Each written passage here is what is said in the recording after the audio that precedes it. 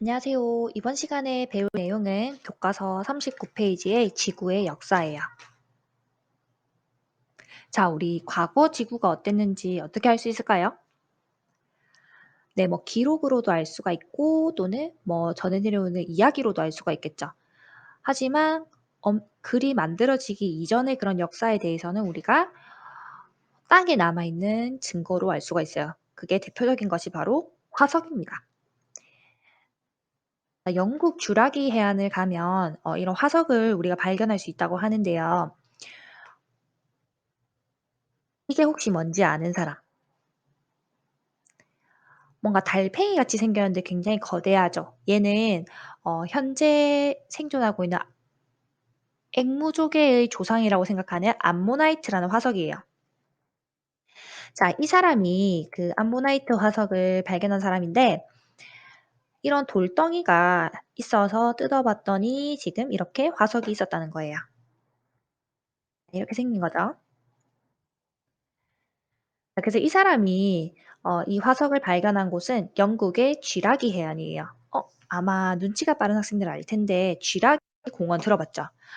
이거는 그 지질 시대의 한 부분인데 공룡이 살았던 시대였어요. 그 당시에 암모나이트도 살았거든요.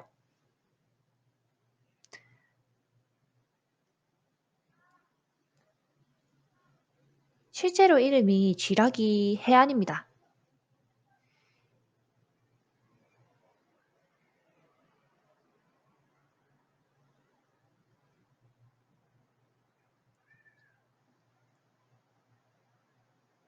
자, 이 해안 전체에 뭐 공룡이 살았던 시대에 나오는 화석이 발견이 되는 곳이에요.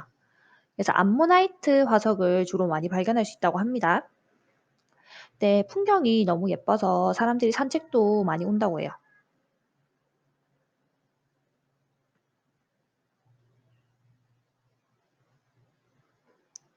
와, 너무 멋있죠?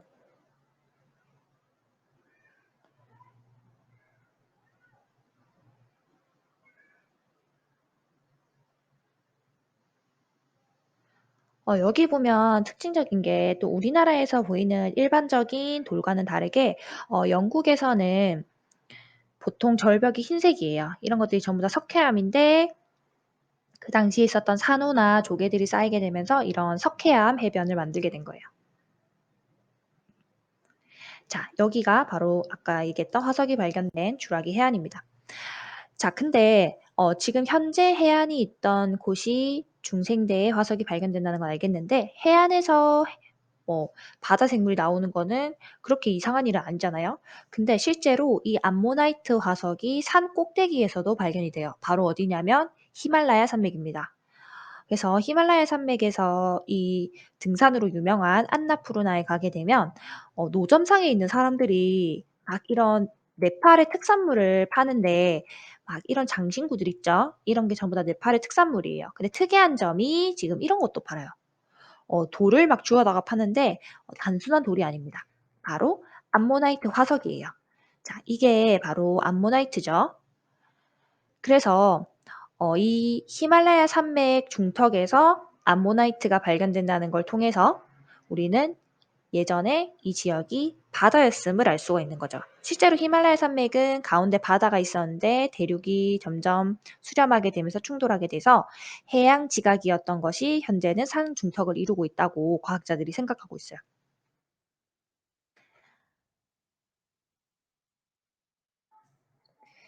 자, 그러면 우리 용원에는 어떤 화석이 나오는지 한번 같이 봅시다. 지금 용원고등학교 같은 경우에는 여기 있는데 우리 바로 뒷산이 바로 이 산이죠. 이 산 전체가 아마 아까 우리 잠깐 봤던 그 쥐라기 해안과 같은 석회암질 절벽이에요. 선생님 보고 깜짝 놀랐습니다. 이런 석회암질 절벽은 주로 이렇게 흔하게 있는 곳은 아니거든요. 특히 이런 경남 지역에서는. 자, 그래서 이 석회암 산 때문에 이 앞에는 시멘트 공장도 많이 있죠. 자, 이런 석회암들은 어떻게 만들어지는 거냐면 과거 과거에 이런 조개들 있죠? 이런 조개들이 퇴적이 되면서 만들어진 거예요. 이것도 석회암입니다. 이게 계속 이렇게 뭉쳐지다 보면 이런 돌이 되는 거예요. 이게 막 잘 떨어질 것 같은데 떨어지진 않죠. 자, 그래서 이런 것들 지금 조개 껍데기가 붙어 있는 이런 돌들을 바로 우리가 석회암, 뭐 정확히 얘기하면 코퀴나라고도 얘기를 하는데 이거는 석회암이자 화석이에요. 조개 화석. 자, 그래서 현대 용어를 이루는 암석은 바로 이런 형태입니다. 네, 아까 있었던 그런 조개 껍데기들이 다 부서지고 그리고 다시 뭐 엉겨 붙는 물질들이 붙게 되어서 현재는 이렇게 단단한 암석이 된 거죠. 근데 그 속에 자세히 보면 산호나 뭐 조개 같은 그런 화석들을 발견할 수가 있어요. 그러니까 과거의 이 용원 지역은 바다였음을 알 수가 있겠죠. 아, 그러면 우리가 화석을 발견할 수 있는 곳은 주로 어떤 암석일까요?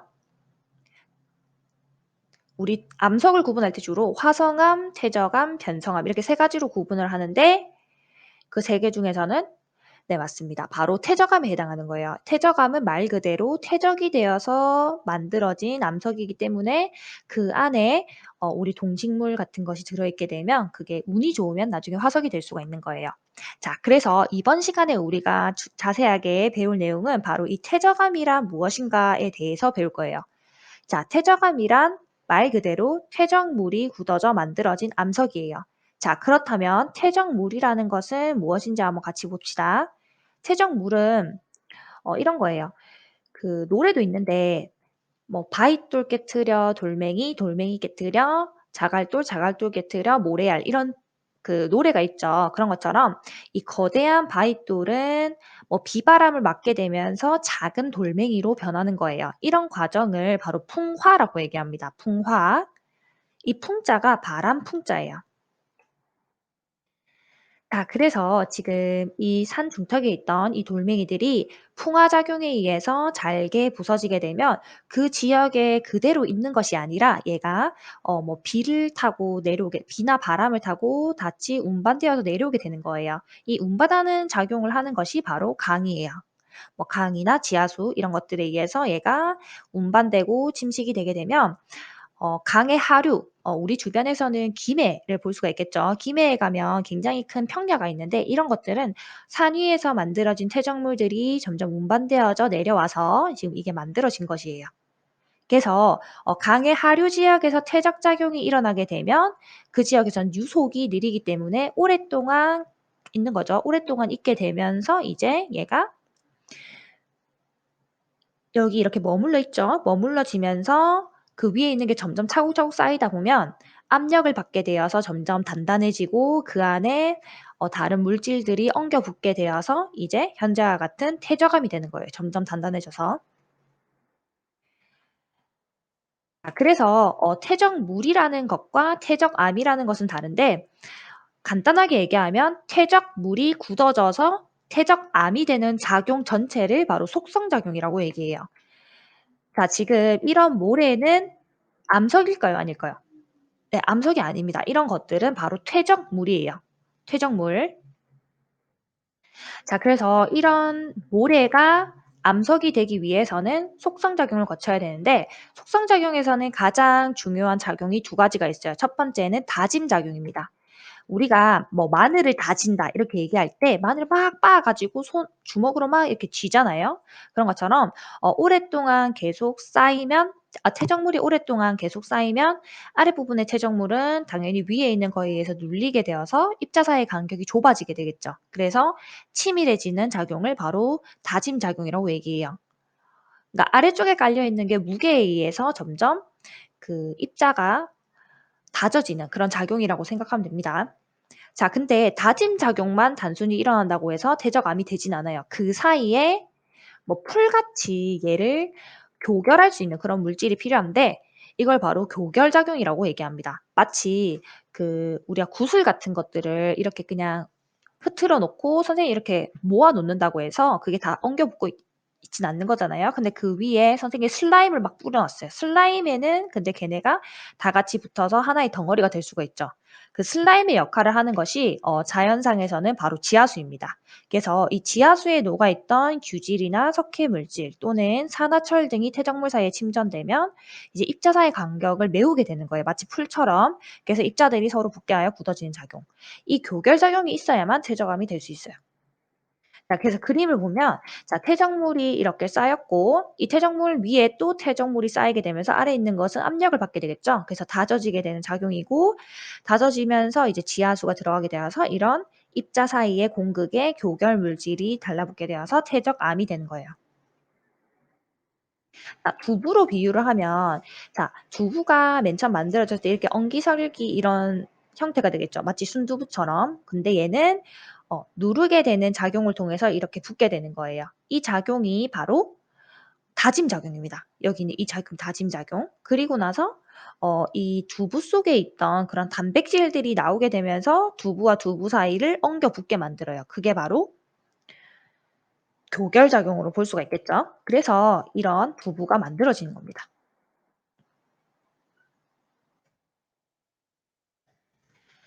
자, 그러면 이제 이 퇴적암이 만들어지는 과정에 대해서 우리가 방금까지 봤는데, 이러한 퇴적암들은 우리가 다양한 기준에 따라서 분류를 할 수가 있어요. 가장 큰 기준은 구성 물질. 당연히 우리가 암석을 봤을 때 얘를 구분하기 쉬운 것이 어떤 물질로 구성이 되어 있냐죠. 그리고 뭐 아까 봤듯이 조개 껍질로 이루어져 있다 아니면 뭐 모래로 이루어져 있다. 이 구성 물질에 따라 차이가 나는 거고, 그리고 구성 물질의 기원은 이 세설성 퇴적암 같은 경우에는 아까 우리가 봤던 과정 그 자체예요. 풍화되어서 침식되어서 운반되어서 퇴적된 그런 것들이 세설성 퇴적암, 우리 일반적으로 보는 퇴적암을 얘기를 하는 거고, 화학적 퇴적암 같은 경우에는 화학적인 반응에 의해서 침전되어서 형성되는 암석을 얘기하는 것들이에요. 그리고 유기적 퇴적암 같은 경우에는 유기물들이 지금 암석이 되는 그런 과정을 얘기를 합니다.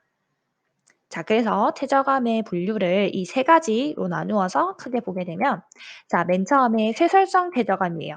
쇠설성 퇴적암은 우리가 입자의 크기에 따라서 먼저 구분을 합니다. 그러니까 그 퇴적암을 이루고 있는 입자를 얘기하는 거죠. 자, 첫 번째는 이런 돌인데, 이게 우리 해변에 가면은 이런 돌들 볼 수가 있죠. 이게 조약돌이에요. 조약돌을 한문으로 하면 역이라고 얘기합니다. 역. 자, 그래서 이런 것들이 속성작용을 받게 되면 바로 이런 여감이 되는 거예요. 그래서 여기에 자세히 보니까 입자의 크기가 굉장히 큰 자갈이죠. 자갈. 보통 입자의 크기가 2mm 이상일 때 우리가 여감이다라고 얘기를 합니다. 2mm. 자, 우리가 다음으로 볼 것은 바로 모래예요. 이런 모래들이 속성작용을 거치게 되면 사암이 되게 되는데, 이런 모습이 되는 겁니다. 아까에 비해서는 입자의 크기가 훨씬 더 작아진 것을 볼 수가 있죠. 그래서 이것은 모래사자예요. 그리고 입자의 크기가 가장 작은 진흙이죠. 이 진흙은 주로 우리가 갯벌에서 볼 수 있는 거예요. 이 진흙 같은 경우에는 묻게 되면 이런 그냥 덩어리처럼 암석이 만들어진 이암이 될 수도 있고, 또는 이런 층을 갖게 되는 이 쉐일이 될 수도 있어요. 자, 그래서 이 가로 무늬의 줄무늬 있죠. 이런 것들을 우리가 층리라고 얘기를 하는데, 이 층리가 있으면 쉐일이라고 얘기를 하고, 지금 이것처럼 층리가 없으면 우리가 이암이라고 얘기를 합니다. 자, 그래서 정리를 하면은 쇠설성 퇴적암의 입자 크기에 따라 구분할 수가 있는데, 쉐일, 사암, 여감의 순서가 될 수가 있고, 입자의 크기는 지금 2mm 이상일 때 여감, 16분의 1에서 2mm일 때는 사암, 16분의 1mm 이하일 때는 쉐일이라고 해요. 이 입자가 엄청나게 작은 거죠. 자, 그러면 다음으로 넘어가서 화학적 퇴적암을 봅시다. 이거는 화학 반응에 의해서 지금 침전된 것을 생각을 하면 되는데, 당연히 얘는 화학식을 잘 아는 것이 우리가 중요하겠죠. 자, 맨 처음에 보면 어 이거는 그 수도관 있죠. 이 수도관을 자른 모습이에요. 지금 보니까 안에 이렇게 돌이 침전되어 있는데 이 돌이 바로 석회암입니다. 우리나라는 그렇지 않은데 외국으로 가면 석회암 지대인 나라가 굉장히 많아서 그런 나라에서는 물 먹으면 뭔가 맛이 이상합니다. 트랩이랑 맛이 좀 비슷해요. 그게 석회 성분을 많이 가지고 있기 때문인데 지금 여기 보면 오랜 시간 동안 침전되어서 만들어진 거죠. 그래서 이것이 바로 탄산칼슘이에요. 탄산칼슘. 탄산칼슘 외에도 이 화학작용에 의해서 이 퇴적이 침전이 된 것이 척트가 있는데 이 척트를 선생님이 직접 보니까 이게 막 이렇게 깨지는 거예요. 깨져서 막 칼로도 쓸 수 있을 정도로 굉장히 뾰족했어요. 그래서 옛날에 구석기 시대에 있는 뗀석기 있죠. 이 뗀석기의 주 성분이 바로 척트라고 얘기를 합니다. 자, 이렇게도 볼 수가 있는데 자, 이것은 유리랑 사실은 화학적으로 성분이 같아요. 근데 얘가 화학적으로 오랫동안 화학 반응에 의해서 오랫동안 침전이 되면서 이렇게 불투명한 모습이 된 거죠. 자, 그래서 척트의 경우에도 SiO2의 화학식을 갖습니다. 자, 그리고 다음으로 화학적 반응에 의해서 만들어진 암석은 암염이라는 것이 있는데 이 암염자가 소금의 염자입니다. 근데 여러분들 이런 모습 볼 수 있어요. 우리 일반적으로 생각하는 소금은 흰 색깔의 그 정육각형의 그런 모습이잖아요. 근데 히말라야 핑크 솔트 담은 치약을 보면 이 핑크 솔트의 모습이 어때요? 이렇죠. 이게 바로 암석입니다. 이걸 보니까 약간 돌 같지 않아요? 근데 얘가 실제로 먹어보면 짠맛이 느껴져요. 왜냐하면 성분은 소금이랑 같기 때문에. 자, 근데 특이한 점이 히말라야가 화이트 솔트가 아니고 핑크 솔트라고 나와 있죠. 왜 그럴까요? 네, 이게 암염이 만들어질 때 그 호수에 있던 특이한 그런 현상 때문에 얘가 이렇게 붉은색을 띠게 돼요. 그래서 보통 암염은 흰색이 아니라 붉은색입니다. 자연적으로 만들어진 것은. 네, 그래서 얘도 마찬가지로 화학식으로 보면 NaCl이 되겠죠. NaCl. 자, 이거는 이탈리아에 있는 암염 소금 성당인데 이것도 바다가 고여 있게 되면 오랜 시간에 걸쳐 증발이 일어나게 되면서 이게 침전이 된 거예요. 얘도 마찬가지로 침전된 거니까 화학 반응에 의해서 생긴 거죠. 자, 그래서 맛을 보면 지금 이렇게 소금으로 되어 있기 때문에 짜다고 합니다. 그래서 소금이기 때문에 성분은 NaCl이에요. 자, 다음으로 넘어가서 바로 석고인데 우리 아까 바다가 고여 가지고 건조해지면 증발하게 되어서 암염이 만들어진다고 했잖아요. 근데 이 암염이 쪼끔 더 많이 더 증발하게 되면 이제 석고가 될 수가 있어요. 그러니까 바닷물을 가둬 놓게 되면 암염도 형성이 될 수 있지만 더 많이 마르게 되면 석고도 형성이 될 수 있는 거죠. 그래서 이 두 가지는 둘 다 건조한 환경에서 만들어지는 암석입니다. 자, 그래서 석고의 화학식은 CaSO4라는 화학식을 갖는데 근데 얘가 실제로 암석으로 보면 이렇게 생겼어요. 투명하게 생겼는데 우리 보통 석고상 이런 거 얘기하잖아요. 그거는 이 투명한 석고를 갈아서 가루로 만든 거예요. 이 가루로 만들어서 다시 물을 붓게 되면 다시 조각을 하기가 쉬워지기 때문에 우리가 뭐 깁스를 할 때 사용하거나 조각상을 만들 때 사용을 하는 거예요. 방금까지는 화학적 반응, 뭐 침전이나 또는 뭐 화학적인 결합에 의해서 만들어지는 것이었고, 자, 다음으로는 이제 유기적 퇴적암을 봅시다. 이 말 그대로 지금 생명체에 의해서 만들어진 암석이에요. 그러니까 구성하는 물질이 생명체라는 거죠. 이거는 어, 퇴적암이자 화석이에요. 자, 대표적인 종류가 첫 번째는 석탄인데 이게 바로 석탄입니다. 생각보다 되게 예쁘게 생겼죠. 네, 석탄은 과거에 있던 식물 있죠. 열대 식물이 매몰되면서 이제 분해가 되면 이런 석탄이 만들어지는 거예요. 그래서 석탄은 그 식물이 매몰되어서 만들어진 거기 때문에 유기적 대자감으로 볼 수 있겠죠. 이런 것은 지금 잘 보니까 조개가 이렇게 안에 들어가 있잖아요. 조개. 이 조개가 들어있는 것으로 봐서 이 유기적 퇴적암으로 볼 수 있겠죠. 이것은 바로 석회암입니다. CaCO3. 아까 얘기했던 화학적 퇴적암 같은 경우에도 이 석회암이 들어있었는데 지금 또 들어있죠. 그래서 아까 봤던 것은 지하수에서 칼슘 이온과 CO3 이온이 결합하게 되면서 침전이 된 것이라면 이것은 산호나 또는 조개 같은 것들이 퇴적되어서 만들어진 거예요. 그래서 기원 자체가 다른 거예요. 그래서 석회암은 화학적 퇴적암도 될 수가 있고 유기적 퇴적암에도 들어갈 수가 있겠죠. 기원에 따라서. 자, 이것도 석회암인데 이게 지금 바로 조개예요, 조개. 조개들이 이렇게 들어가 있는 모습이고, 이거는 척트인데 아까 얘기했던 그 척트가 화학적 반응에 의해서 만들어진 거라면 실제로 바닷속에는 굉장히 많은 이런 규조들이 있어요. 규조. 규조가 이 성분이 SiO2로 되어 있는데 이거는 살아있는 미생물이기 때문에 생물로 볼 수가 있겠죠. 이런 것들이 다 규조입니다. 규조. 이런 규조들이 바닷속에 엄청나게 많이 있어요. 엄청나게 많이 있는데 이것들이 퇴적되어서 침전이 되게 되면 이런 척트가 될 수가 있는 거예요. 근데 이 척트가 만들어질 때 뭐 물이 조금 더 첨가가 되게 되면 단백석이라고 하는 것이 만들어질 수가 있는데 자 이런 것들입니다. 굉장히 예쁘죠? 영롱하고. 자 이런 것들은 바닷속에서 규조가 침전이 될 때 만들어질 수 있는 암석이에요.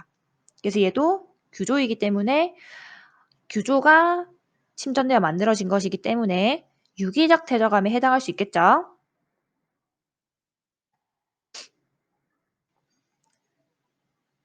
자 그러면 이제 다음으로 넘어가서 퇴적 구조로 알아낸 퇴적 환경에 대해서 보도록 합시다.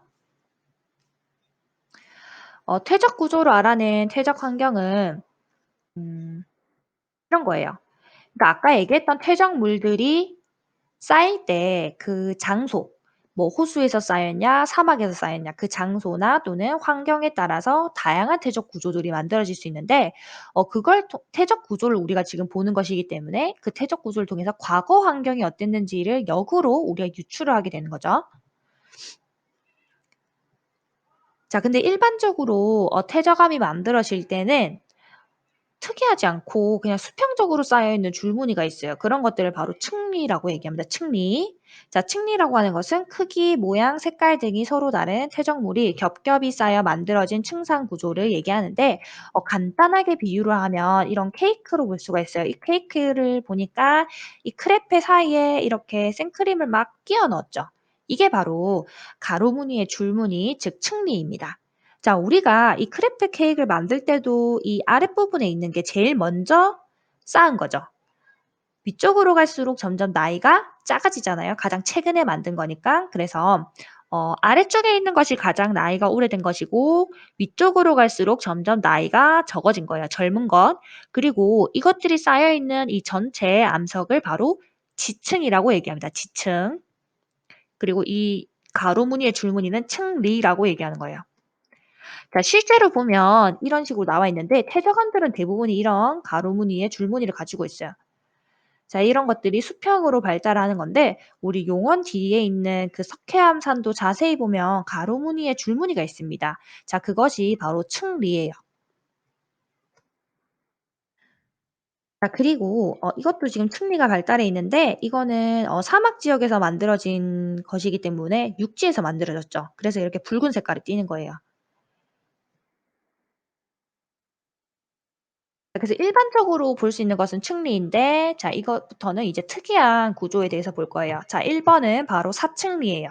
자 사자가 우리가 경사 이렇게 얘기를 하죠. 사자가 기울어질 사자입니다. 어떤 거냐면 자 위에 있는 거는 지금 평행하게 퇴적물들이 쌓여 있는 거니까 층리죠.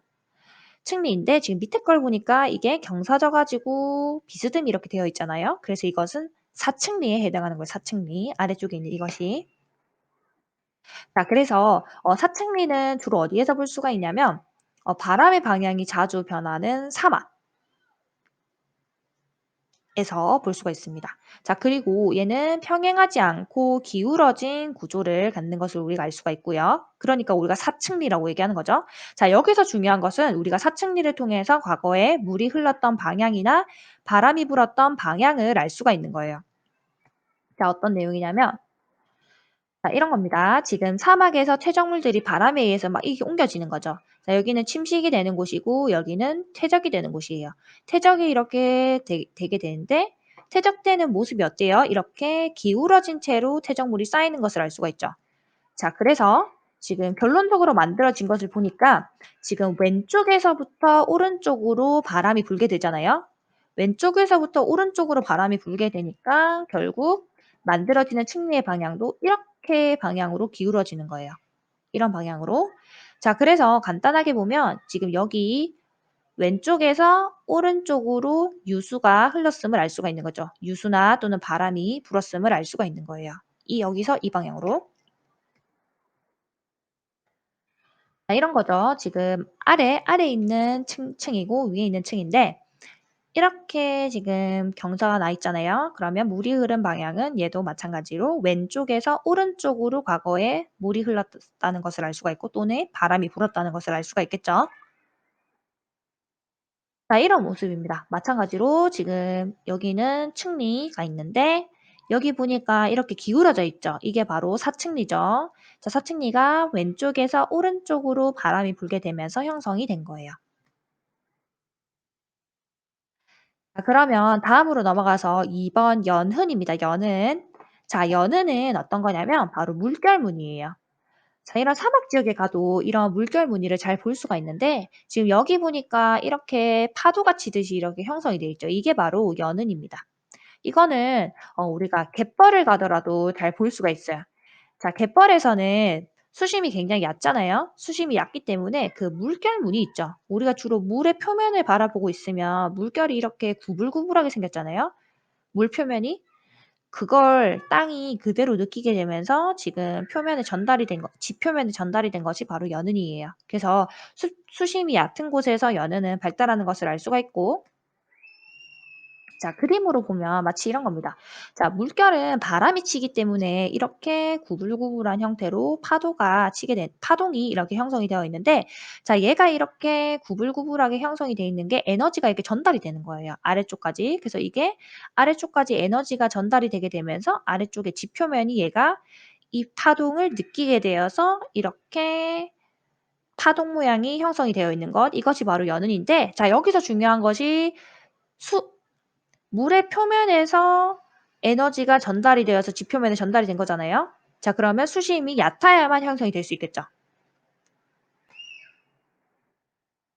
자, 이런 것들은 우리 주변에서도 많이 볼 수가 있는데 고성의 상조강 국립공원 여기 공룡 발자국을 볼 수 있는 곳이에요. 여길 가면 이런 연은을 볼 수가 있습니다. 자, 이건 그때 선생님이 고성에 놀러 갔을 때 발견한 퇴적 구조들이에요. 자, 여기 보면 이거는 산호이고 산호 껍데기. 자, 그리고 이거는 연은입니다. 연은. 지금 위에서 볼 수 있는 거죠. 지금 옆에 수직으로 잘라서 볼 수 있는 것이 아니라 위에서 내려다봤을 때 이런 연은들을 볼 수 있는 거예요. 자, 그리고 이거는 우리가 나중에 배울 건열이라고 하는 화석입니다. 이것도 선생님이 발견해서 가지고 왔어요. 얘는 작아 가지고 여러분들 보여주려고 선생님이 들고 왔는데 얘는 너무 큰 거예요.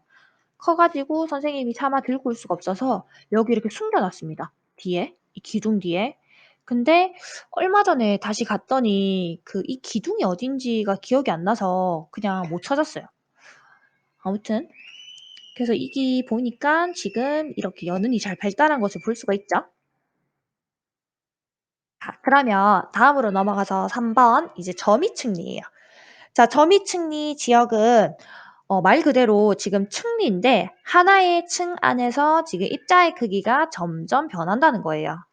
자, 어떤 거냐면 자, 그림을 보니까 이게 하나의 층 내예요. 하나의 층 내인데 아래쪽에 있는 것은 입자의 크기가 상대적으로 좀 크고 지금 위쪽으로 갈수록 입자의 크기가 어때요? 작아지고 있죠. 그래서 가늘어진다라는 한자 세자를 써 가지고 상향 세리파라는 말을 쓰는 거예요. 위로 갈수록 점점 세리파되는 거. 자, 이거는 저미층리 지역은 우리가 주로 어디서 볼 수 있냐면 바로 수심이 깊은 지역에서 볼 수가 있습니다.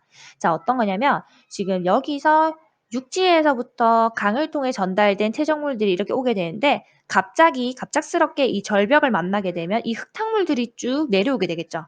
이 흙탕물들에는 입자의 크기가 다양한 퇴적물들을 가지고 있을 거잖아요. 자갈도 있고 점토도 있고 모래도 있고 다양할 거잖아요.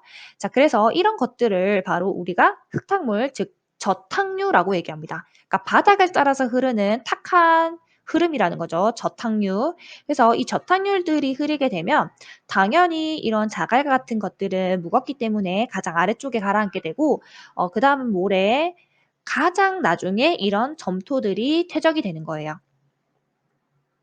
자 그래서 입자의 크기가 점점 작아지는 거죠.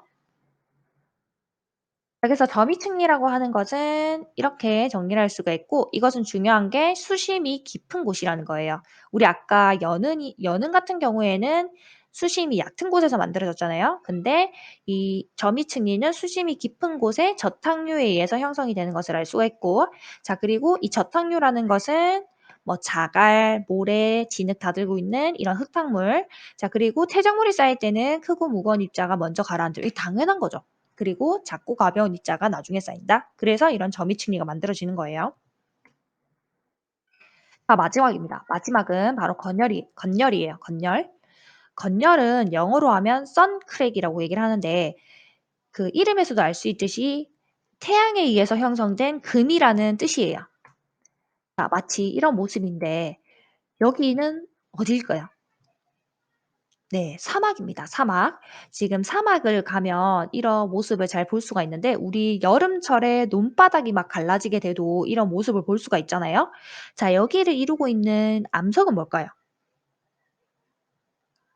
우리 봤던 논바닥을 막 이렇게 고르게 될 때 아 뭐 풀 잘 자라라고 자갈도 넣고 모래도 넣고 이렇게 안 하잖아요. 큰 돌멩이들을 막 다 빼고 최대한 고운 흙들이 있게 만들잖아요. 그래서 건열이 발견되는 곳은 주로 굉장히 세립의 입자가 있는 진흙에서 발견이 됩니다. 진흙. 진흙이기 때문에 이렇게 잘 갈라지게 되는 거예요. 자 이런 모습으로 볼 수가 있는데 지금 위쪽에 있는 이 표면이 표면에 있는 물들이 증발하게 되면서 부피가 수축하게 되면 이렇게 쪼그라들게 되는 거죠. 마치 우리 주성절리가 생각이 나요. 예, 주성절리의 원리와 같습니다. 자 그래서 이렇게 갈라지게 된 틈이 있는데 이 틈 위를 뭐 지하수나 아니면 그 위에 다른 물질들이 다시 퇴적을 하게 되면서 채워지게 되는 거예요. 공극을 메꾸게 되면 이제 이런 건열이 만들어지는 거죠. 자 그래서 이 건열이라고 하는 것은 얕은 물 밑에 입자가 매우 작은 퇴적물 이 먼저 만들어지면 얕은 물 밑에서 만들어지면 이것이 이제 수면 위로 노출이 되었는데 건조하기 때문에 물이 다 날아갔죠. 그러면 이제 이런 건열이 만들어진다는 거예요. 근데 중요한 것은 이런 건열은 뭐 자갈이나 모래 같은 그런 곳에서는 만들어지지 않고 진흙과 같은 세립의 그런 땅에서만 만들어진다는 것이 중요합니다. 자 그러면 우리 한번 정리해 봅시다. 자 근데 여기서 우리가 하나 더 볼 수 있는 게 우리 아까 지층에 대해서 얘기했잖아요, 지층. 자 지층이라고 하는 것은 이 옆에서 수직 단면에서 바라본 모습에서는 층리를 볼 수가 있어요, 층리. 자 이건 수직한 단면에서 본 것이고 옆에서 본 것이죠. 옆에서 볼 때 이런 사층리나 점이층리. 당연히 얘도 옆에서 잘라서 봐야 점이층리를 볼 수 있는 거죠. 자 근데 반면에 이 연은 있죠. 이 연은 같은 경우에는 지금 어디서 본 거예요? 위에서 내려다본 모습이기 때문에 얘는 지층면입니다. 측리면에서 본 것이 바로 연은이에요. 위에서 내려다본 모습이죠. 자, 이 건열 같은 경우에도 이 위에서 내려다본 거잖아요. 그래서 이것을 바로 측리면에서 내려다본 모습이에요. 그래서 이 다와 라 같은 경우에는 위에서 내려다본 모습이고 가와 나 같은 경우에는 옆으로 잘라서 본 모습이다. 이거는 구분을 할 수 있어야겠죠, 여러분?